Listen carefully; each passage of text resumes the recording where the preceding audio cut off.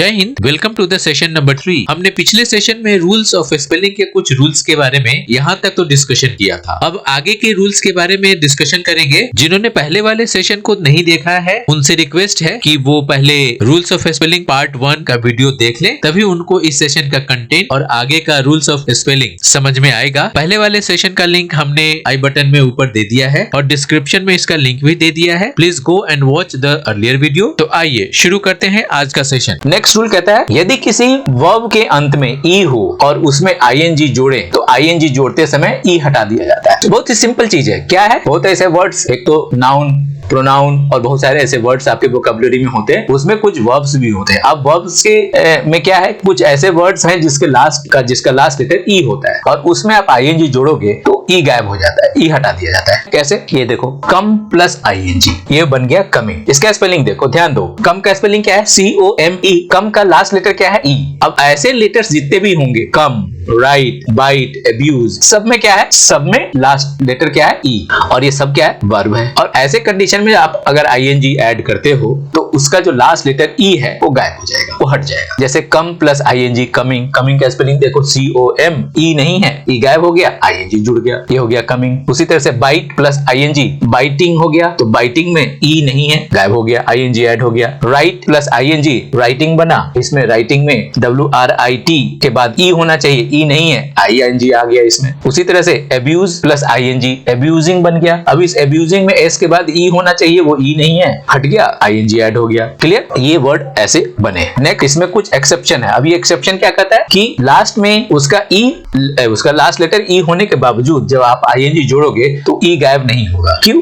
ये इसमें ये अप्लाई नहीं होता। बी प्लस आईएनजी, बीइंग हो गया, इसमें BE ING as it is रह गया। उसी तरह से CEE प्लस आईएनजी, इसमें जो लास्ट लेटर ई है वो नहीं हटा, वो आईएनजी एज इट इज आ गया। नेक्स्ट रूल कहता है कि अगर किसी वर्ब के अंत में EE, OE, YE हो और उसमें आप आईएनजी जोड़ो तब उसमें कोई चेंज नहीं होता है। ये हम सब वर्ब की बात कर रहे हैं। अब ये वर्ब में कुछ ऐसे वर्ड्स होते हैं जिसके अंत में EE होता है, OE होता है, YE होता है। अब एक वर्ड है हमारे पास यहाँ पे अग्री। अग्री का स्पेलिंग क्या है? AGREE। इसका लास्ट लेटर क्या है? EE। उसमें आपने आईएनजी जोड़ा। तो एज पर रूल कहता है कि ऐसे कंडीशन में जब किसी वर्ड के अंत में EE है या OE है या YE है तो जब उसमें आप आईएनजी जोड़ोगे तो कोई चेंजिंग नहीं होगा, कोई स्पेलिंग में चेंज नहीं होगा। तो इसमें अग्री प्लस आईएनजी अग्रीइंग हो गया। SEE plus ING see plus ING हो गया, तो सीइंग बन गया, इसमें कोई चेंजेस नहीं है। शू प्लस आईएनजी शूइंग हो गया, इसमें कोई चेंज नहीं है। आई प्लस आईएनजी आईइंग हो गया, इसमें भी कोई चेंज नहीं है। क्लियर? समझ में आ गया? अब समझ में आ रहा होगा कि भाई आप तो बात कर रहे हो वर्ब की, और अग्री तो चलो वर्ब है, सी वर्ब है, लेकिन शू कहां से वर्ब है, आई कहां से वर्ब है? नहीं है ना। अभी मैं बताता हूं ये वर्ब कैसे हुआ। तो शू अभी है क्या है? नाउन है। आई क्या है? नाउन है। बहुत ऐसे नाउन होते हैं जिसमें आप उसको वर्ब के फॉर्म में यूज कर सकते हो उसमें से, लेकिन उसका मतलब बदल जाएगा, उसका मीनिंग बदल जाएगा। जब वो वर्ब में यूज होगा तो उसका मीनिंग बदल जाएगा। जैसे अब मैं आपको इसका मीनिंग बताता हूँ। शू का तो मतलब सबको पता है, जूता। अब शू में आईएनजी कैसे करेंगे? ये तो वर्ब है नहीं, लेकिन जब हम उसको वर्ब के रूप में यूज करेंगे तो ये बन गया शूइंग। लेकिन अभी रूल क्या बताया कि अगर किसी वर्ब के अंत में OE हो तो उसमें आईएनजी जब ऐड करेंगे तो कुछ चेंज नहीं होगा। यहाँ पे चेंज नहीं हुआ और शूइंग बन गया। अब इसका मतलब क्या होता है? इसका मतलब बदल गया। यहाँ पे इसका मतलब जूता नहीं रहेगा, इसका मतलब हो गया कि घोड़े के नाल को ठोकने की प्रोसेस को शूइंग बोलते हैं। अब समझ में आ गई बात? तो पूरा क्लियर हो गया। उसी तरह से आई प्लस आईएनजी, आई में भी YE है लास्ट में, इसमें कोई चेंजिंग नहीं होगा, आईएनजी जुड़ गया, आईइंग बन गया। अब इसका क्या मतलब हो गया? इसका मतलब हो गया कि आप किसी चीज को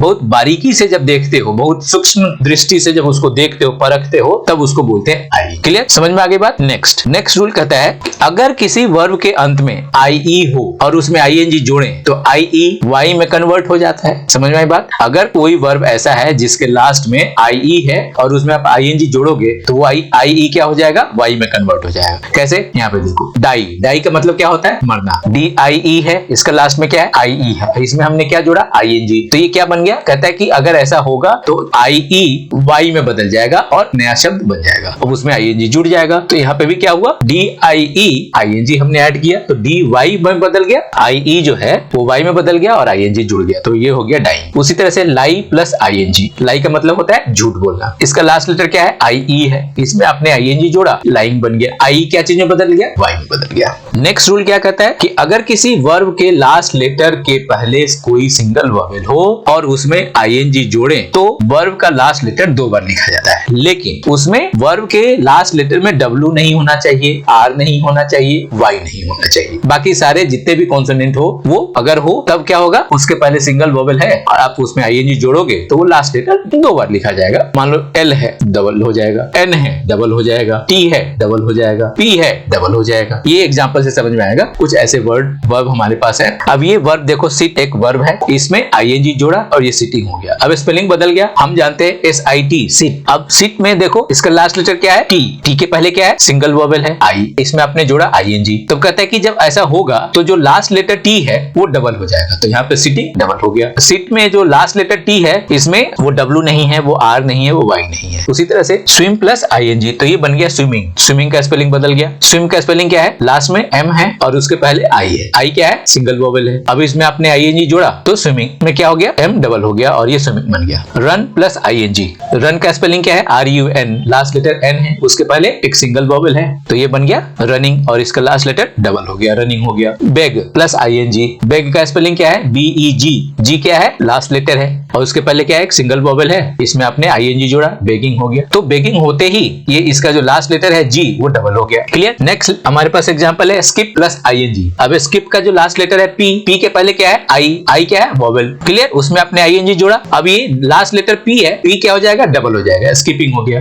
नेक्स्ट हमारे पास एग्जांपल है बिड प्लस आईएनजी। बिड का स्पेलिंग क्या है, BID, D क्या है, लास्ट लेटर है, उसके पहले सिंगल वॉवेल I है, आपने जोड़ा आईएनजी तो D क्या हो जाएगा, डबल, तो ये हो जाएगा बिडिंग। क्लियर हो गया। ओके। अब यहाँ पे सिंगल वॉवेल हमने लिखा हुआ, सिर्फ सिंगल वॉवेल क्यों लिखा, अगर यहाँ पे डबल वॉवेल हो तो क्या होगा, जब डबल वॉवेल होगा तो ये रूल अप्लाई नहीं होगा। जैसे मान लो एक सिंगल वॉवेल और डबल वॉवेल में अंतर समझो। एक वर्ड ले लिया हमने सिट, SIT सिट। क्लियर, उसमें आपने आईएनजी जोड़ा तो वो डबल T हो गया, तो T के पहले क्या था, सिंगल वॉवेल I है। अब एक एग्जांपल मैं दूसरा बताता हूँ, रीड, READ, इसका लास्ट लेटर क्या है, D, और D के पहले सिंगल वॉवेल है या डबल वॉवेल है, डबल वॉवेल है। कैसे, A और E, तो उस केस में जो लास्ट लेटर है D और इस पूरे रीड में अगर आप आईएनजी जोड़ोगे तो इसका जो लास्ट लेटर है वो 2 बार नहीं लिखा जाएगा, तो इसका क्या बनेगा, READ प्लस आईएनजी, रीडिंग हो जाएगा और इसका स्पेलिंग बनेगा READ ING। क्लियर, समझ में आ गई बात। लेकिन इन सब में वर्ब के लास्ट में क्या है, बाकी सारे लेटर है सिवाय WRY को छोड़कर। क्लियर, समझ में आ गया। ओके। अब इसमें एक एक्सेप्शन है। अभी एक्सेप्शन क्या कहेगा कि ये जो अभी हमने रूल पढ़ा वो रूल इस पे अप्लाई नहीं होगा। कैसे नहीं होगा, कहता है कि एक एग्जांपल यहाँ पे पार्डन प्लस आईएनजी ऐड किया, तो पार्डन में देखो लास्ट लेटर क्या है, N, और उसके पहले क्या है, सिंगल वॉवेल O है, तो सेटिस्फाई तो कर रहा है, सारे रूल्स को तो फॉलो कर रहा है। बट जैसे ही आईएनजी हमने जोड़ा तो जो वर्ड बना पार्डनिंग, उसका जो लास्ट लेटर N है वो डबल हो जाना चाहिए, डबल नहीं हुआ तो सिंगल ही रह गया।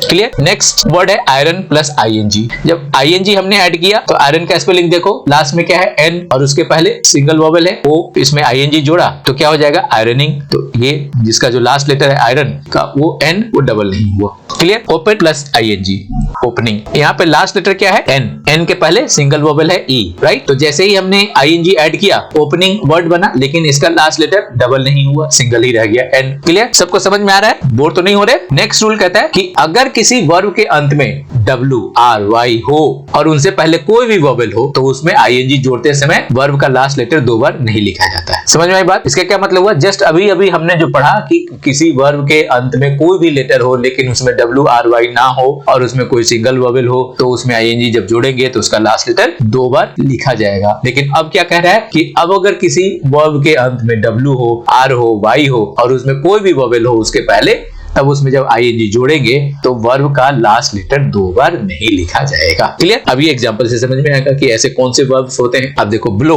ब्लो का स्पेलिंग क्या है, BLOW, लास्ट लेटर क्या है, W, तो इसमें आपने आईएनजी जोड़ा, ब्लोइंग हो गया। तो ब्लो में देखो क्या है, ब्लो के पहले कोई वॉवेल है, यस है, O, राइट। अब ब्लो हो गया, इसमें आपने आईएनजी जोड़ा, तो अब क्या होगा कि ऐसे केस में वो लास्ट लेटर 2 बार नहीं लिखा जाएगा। तो ब्लोइंग में क्या हुआ, W जो लास्ट लेटर है वो 2 बार नहीं है, सिंगल टाइम ही है, ये रूल को सेटिस्फाई किया। उसी तरह से आंसर प्लस आईएनजी, आंसरिंग बना। आंसर का स्पेलिंग क्या है, लास्ट में R है और उसके पहले वॉवेल है, कोई वॉवेल हो सकता है, उसमें आपने आईएनजी जोड़ा तो लास्ट लेटर यहाँ पे आंसरिंग होने के बावजूद भी सिंगल ही रह गया, डबल नहीं हुआ, ये यही बता रहा है। उसी तरीके से प्ले, प्ले का लास्ट लेटर क्या है, Y, Y के पहले क्या है, एक वॉवेल है A, अब उसमें आपने आईएनजी जोड़ा प्ले में, तो ये हो गया प्लेइंग। लेकिन प्ले में क्या हुआ, जो लास्ट लेटर है Y है तो y डबल नहीं हुआ। Clear? Water plus ing, water का लास्ट लेटर क्या है? r, r के पहले कोई भी वोवेल e है, ing ऐड हो गया, अब वाटरिंग बन गया। वाटरिंग बनने के बाद यहाँ पे जो सिंगल r है वो सिंगल r ही रह गया, डबल नहीं हुआ। नेक्स्ट रूल कहता है कि अगर किसी शब्द के अंत में c हो कोई भी और उसके साथ ed या ing जोड़ेंगे तो c के साथ k जोड़ दिया जाता है। क्या मतलब हुआ कि कोई ऐसा वर्ब है